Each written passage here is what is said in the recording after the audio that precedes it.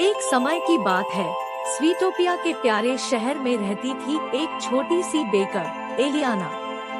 उसकी खास क्षमता थी, वो कपकेक्स बनाती थी जो तमाम इच्छाएं पूरी कर देती थी। एलियाना की कपकेक्स नॉर्मल नहीं थी।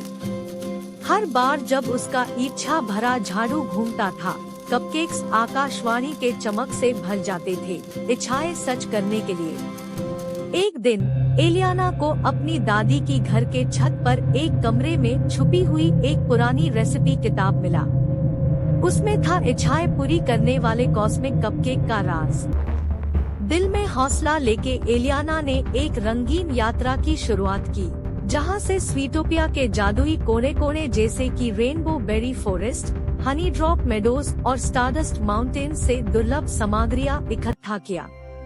इस रास्ते में शरारती स्प्रिंकल्स भी एलियाना के साथ मिल गए। उन्होंने कपकेक्स में मस्ती भरी हरकतें करके हर इच्छा को खुशी भरी क्षमता में परिवर्तन कर दिया।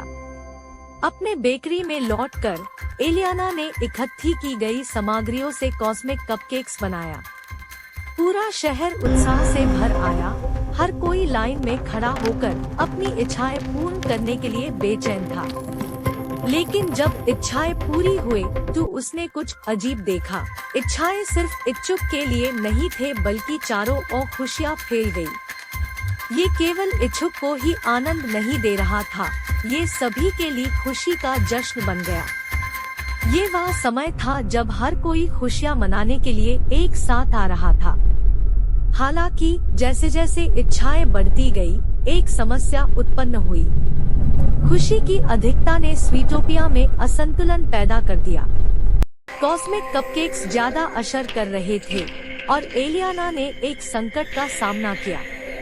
शहर खुशी में डूब रहा था और कपकेक्स खत्म नहीं हो रहे थे। शहर अत्यधिक खुशहाल हो गया, जिससे प्राकृतिक व्यवस्था और सद्भाव टूट गया। ये सभी के लिए खुशी का समय था, लेकिन ये एक चुनौती भी लेकर आया। शहर अपना संतुलितपन खो रहा था। इसका सामना करके एलियाना ने एक मुश्किल फैसला लिया। स्वीटोपिया को बचाने के लिए उसने अपने कॉस्मिक कपकेक्स को छोड़ देना डिसाइड किया।